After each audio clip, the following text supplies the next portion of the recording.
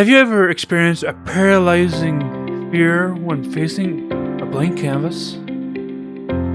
Don't worry, you're not alone. It's a common experience known as artistic paralysis, a fear of drawing. Wonder why for this reason? Is it fear of failure? Fear of not being good enough? Or even the fear of venturing into the unknown?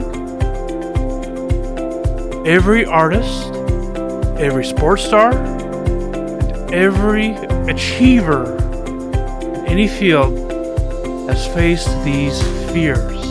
Those fears that holds you back are not roadblocks, but rather stepping stones on your artistic journey. What may appear as mere scribbles to you could be someone else's masterpiece. Your art doesn't have to please everyone.